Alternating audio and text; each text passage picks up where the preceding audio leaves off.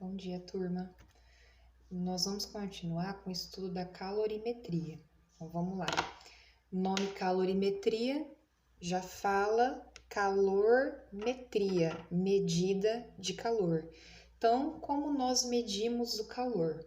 Quando a gente fala de calor, é um pouco complexo porque você não consegue ver, você não consegue pegar. Então, é um conceito abstrato.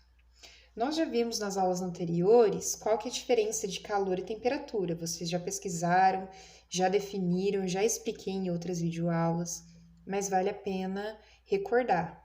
Então, o que é o calor? É energia térmica em trânsito de dois ou mais corpos. Então, energia transferida de um corpo para o outro devido a uma diferença de temperatura entre eles. Como assim? Você pega uma xícara de café, você acabou de ferver o café e você tira um copo de leite da geladeira. Então vamos lá, a temperatura do café é bem maior que a do leite. Acabou de ser fervido e o leite estava na geladeira. E aí você mistura o café com o leite.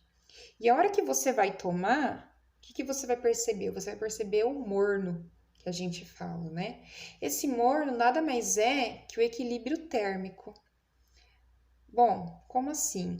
A hora que eu misturei o café com o leite, o que aconteceu? O corpo que tem a maior temperatura, ele vai ceder calor para o corpo que tiver a menor temperatura. Então, o corpo de maior temperatura cede calor para o de menor temperatura. Então, no caso, o café cedeu calor para o leite. Quando ele cede, o que acontece com a temperatura dele? Diminui. No caso, o leite absorveu o calor, a temperatura aumenta. E isso causa o equilíbrio térmico, que no nosso dia a dia a gente chama de morno. Lembrando, só vai existir troca de calor, transferência de energia, se eu tiver uma diferença de temperatura, tiver um corpo com uma temperatura maior que a do outro. Por quê? Se os dois corpos tiverem a mesma temperatura, não tem troca de calor, eu tenho equilíbrio térmico, tá? Então, o calor, por isso que fala que é energia transferida, porque eu sempre vou ter um corpo que tá com uma temperatura menor do que o outro, certo? Senão não há transferência de calor. E a temperatura, o que é a temperatura? É o grau de agitação das moléculas de um corpo, né? O estado termodinâmico de um corpo que associa o nível médio de agitação de suas partículas. Aqui está bem mais elaborado. Mas temperatura é isso, é o grau de agitação das moléculas do corpo. E nós vimos que a medida de temperatura é em quê? Em graus Fahrenheit, graus Celsius e em Kelvin. São as três escalas que nós vimos. Mas e o calor? Como que eu vou medir? Como que eu vou medir esse calor? O calor ele tem duas unidades de medida. Uma delas é a caloria. Então, o que é a caloria? É a energia necessária para variar em 1 grau Celsius a temperatura de 1 grama de água. O que é isso? Energia necessária para variar. O que é variar? Pode aumentar ou diminuir o quê? 1 grau Celsius para cada grama de água. Quanto de energia é necessário para que a cada 1 grama de água eu tenho a variação de 1 grau Celsius? Quanto de energia eu tenho que variar para que eu consiga, dentro de 1 grama de água, eu ter um aumento ou uma diminuição, né? Que é a variação de 1 grau Celsius. Então, isso é a caloria. É uma das unidades de medida do calor. Outra unidade de medida de calor é o joule ou joule. A gente representa pela letra maiúscula J, tá? Lembrando que vocês já pesquisaram, espero que sim. Uma caloria, ela equivale a aproximadamente 4,2 joules, tá? 4,186 joules. Então, medida aí aproximada de uma caloria. Então, já falei o que é a medida de calor, a energia, ela é medida em joule ou em caloria. Uma caloria equivale aproximadamente a 4,2, arredondando isso daqui. Caloria física não é a mesma coisa de caloria alimentar, igual a gente vê nos rótulos dos produtos do supermercado. Elas se relacionam, mas elas são diferentes. Mais para frente a gente vai ver isso. Quando um corpo ele recebe, ele absorve ou ele cede calor, pode acontecer duas coisas. Primeira coisa, a temperatura ela pode variar, ela pode tanto aumentar quanto diminuir. E pode acontecer o que também? A mudança de fase. Então, a primeiro momento, nós vamos estudar o primeiro item aqui, ó. A temperatura ela pode aumentar ou ela pode diminuir. Então, é isso que a gente vai ver com relação à capacidade térmica. Mas também eu tenho essa questão que vai entrar a parte de calor latente, mudança de fase, sólido, líquido, gasoso, solidificação, que é a mudança de fase. Essa parte é mais teórica, certo? Nós vamos agora nos atentar só ao primeiro item. Bom, então o que é essa capacidade térmica? É a quantidade de calor que um corpo necessita. Não é muito correto em física escrever perder, e sim ceder, tá? Você não sai perdendo calor por aí, o corpo cede. Então, é a quantidade de calor que um corpo necessita ceder ou absorver para que sua temperatura ela sofra uma variação de 1 grau. Então, por exemplo, quanto que eu tenho que fornecer para um certo objeto, quanto de calor eu tenho que fornecer para um certo objeto para que a sua temperatura aumente em 1 grau? Ou quanto eu tenho que retirar de calorias de um objeto para que a sua temperatura diminua 1 grau? A capacidade térmica é utilizada quando trabalhamos com objetos formados por vários materiais. Material, ouro, cobre, latão, certo? Cada material, ele cede e ele absorve o calor de uma maneira diferente. Isso nós vamos ver na parte de calor específico. Continuando. Então, eu falei do que? Quando a gente define capacidade térmica, nós falamos de quantidade de calor e de temperatura. E para calcular essa capacidade térmica, de quanto que eu tenho que fornecer ou retirar de um objeto para que a temperatura oscile, varie, como que eu vou calcular isso? Então, a capacidade térmica, vou representar pelo C maiúsculo, é igual quantidade de calor cedida ou recebida, dividido pelo ΔT. O que é esse ΔT? Variação da temperatura. Então, essa quantidade de calor eu posso medir em calorias ou em joules. E a variação de temperatura, unidade de temperatura, graus Celsius. Tudo bem?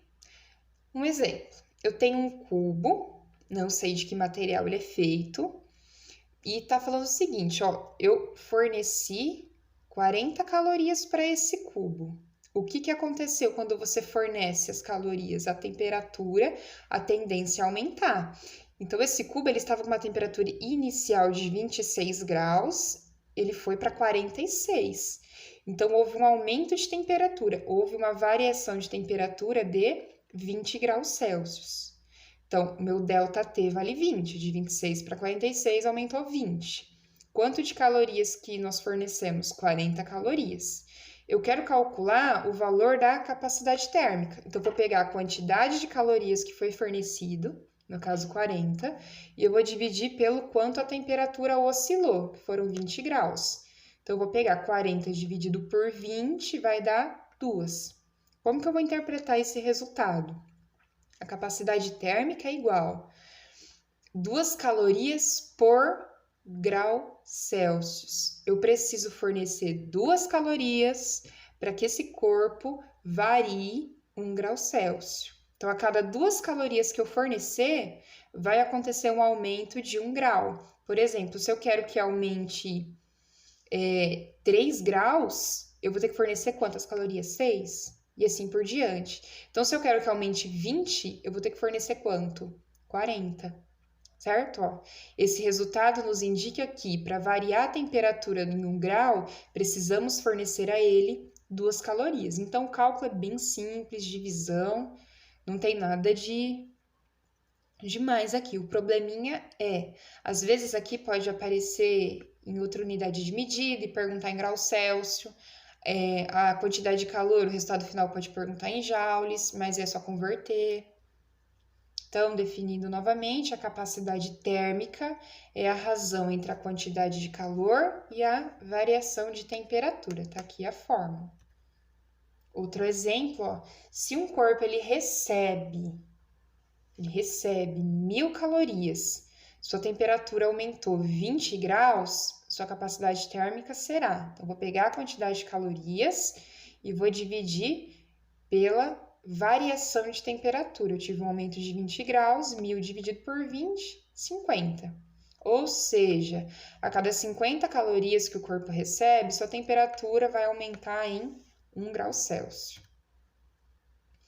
Então, a capacidade térmica é uma propriedade dos corpos que depende apenas da massa. Sendo assim, 2 corpos feitos do mesmo material podem sofrer variações de temperaturas diferentes ao receberem a mesma quantidade de calor, se suas massas são diferentes. Então, olha só, eu posso ter, por exemplo, 2 cubos de prata. Só que um cubo, ele pode ter mais massa que o outro. Então, a capacidade térmica vai variar, porque a massa variou. Porém, o que é a diferença aqui, ó? O que é igual, na verdade? O material. Então, ela vai depender muito também da massa. Olha esse exemplo. Se quisermos aquecer 2 chapas de metal, então tem o mesmo material, metal, só que uma tem 5 quilos e a outra tem 10. Uma tem 5, outra tem 10, eu quero aquecer. Em qual das chapas eu tenho que fornecer mais calor? Para aquela que tem maior massa. Então, será necessário fornecer maior quantidade de calor à chapa de 10 quilos, já que a sua massa ela é maior. Pulando isso daqui, calor específico. Pedi para vocês pesquisarem, certo? Às vezes pode causar alguma confusão, mas é muito simples também. Já fala calor e ele é específico. O que é específico? Cada material possui o seu. O calor específico é uma característica de cada material. Então, calor específico é a quantidade de calor necessária para que cada grama de uma substância sofra uma variação de temperatura correspondente a 1 grau. De novo, quanto de calor eu tenho que oferecer para cada grama de um certo material aumentar ou diminuir 1 grau. Então, essa grandeza é uma característica de cada tipo de substância e indica o comportamento do material quando exposto a uma fonte de calor. Então, nós temos uma tabelinha aqui, ó, do calor específico de alguns materiais. Esse valor é fixo. Você pega, por exemplo, a água. Calor específico da água. 1 caloria barra grama graus Celsius. O que significa esse 1 caloria barra grama graus Celsius? Olha o que fala aqui o calor específico. Não é a quantidade de calor necessária para variar a temperatura? Então, eu preciso fornecer 1 caloria para cada 1 grama para variar 1 grau Celsius. Uma curiosidade, olha o calor específico da água e olha o da areia. O calor específico da areia é bem menor, 0,2. Então, o que significa? Que o calor específico da areia ele é bem menor que o da água, isso a gente já pode ter observado. A gente já observou isso. A quantidade de energia necessária para aquecer a areia é menor e por isso ela esquenta, ela aquece muito mais rápido do que a água. Por que eu tô falando isso? Você já deve ter percebido, por exemplo, no mar de manhã, a impressão que a gente tem que a areia tá bem mais quentinha do que a água tá mais fria, mas a temperatura ambiente é a mesma. Já à noite, o que acontece? À noite, a areia parece que tá mais fria e a água tá mais quente. Essa explicação é por conta do calor específico. Então, o que acontece? A quantidade de energia necessária para aquecer a areia é menor. Por isso, o aquecimento acontece muito mais rápido. Agora, durante a noite, a areia cede energia com mais facilidade do que a água.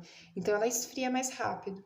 Então, essa explicação desse acontecimento é por conta do calor específico. E o calor específico nós vamos representar pelo Czinho minúsculo, para não confundir com a capacidade térmica. Como que eu vou calcular esse calor específico? Eu vou pegar a capacidade térmica do material e dividir pela massa. Então, capacidade dividido pela massa. Bem simples. Bom, o que nós vimos? Nós vimos aqui, ó, duas fórmulas da capacidade térmica e do calor específico. Se nós multiplicarmos em cruz isso daqui, ó, então a capacidade térmica é igual à quantidade de calor dividido pela variação de temperatura. Quando não tem nada embaixo, significa que é 1. Se você multiplicar em cruz, o que você vai ter? Q é igual a C vezes ΔT, certo?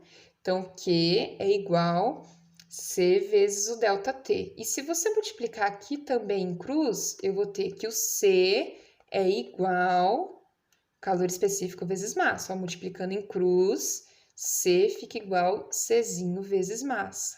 Combinando essas duas equações, nós chegamos numa equação geral, que nós chamamos de equação fundamental da calorimetria, que é onde a gente coloca a quantidade de calor em evidência. Então, a quantidade de calor de um corpo é igual a massa vezes o calor específico vezes a variação de temperatura. Eu vou gravar um vídeo explicando essa parte aqui, porque aqui não dá para fazer, não tem nem como. Então, eu vou gravar um vídeo como que eu multiplico em cruz e chego nessa fórmula. Vamos resolver um exercício da nossa lista, exercício teórico. Segundo o que você pesquisou sobre o conceito de calor, indique qual frase está escrita corretamente. Primeira frase, letra A. Fechei a janela para não deixar o frio entrar no meu quarto. O frio entrar no quarto. Nós já vimos que o corpo com maior temperatura cede calor para o corpo de menor temperatura. Então, sua casa está fechada, sua janela está fechada. O seu quarto, ele está com uma temperatura muito maior do que o ambiente externo. A hora que você abre a janela, o que acontece? A temperatura, ela sempre vai da maior para menor, isso nós já vimos. Então, o que vai acontecer? O seu quarto cede calor para o ambiente. Então, por isso, a sensação de frio. Frio e calor é sensação térmica, certo? Então, isso daqui fisicamente não está certo, essa frase. B. Vou vestir um agasalho para me aquecer. Na verdade, a roupa não vai te aquecer. Ela vai impedir que o seu corpo ceda calor para o ambiente, certo? Então, nenhuma roupa te aquece. Na verdade, ela impede, funciona como uma capa, uma película protetora, para que o calor do corpo não ceda para o ambiente. Então, isso daqui também não tá correto. C. Vou vestir um agasalho para impedir que o calor do corpo seja cedido ao ambiente. Ó, letra C é a letra correta. Então, vamos lá, pessoal. Vocês têm 3 semanas para resolver a atividade. Não precisa resolver a atividade uma vez só. Se não me engano, são 15 exercícios.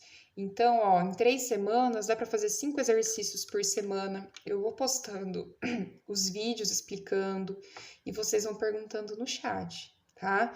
Não faz tudo de uma vez, mas também não deixa para fazer na última hora. E se tiver dúvida, pergunta.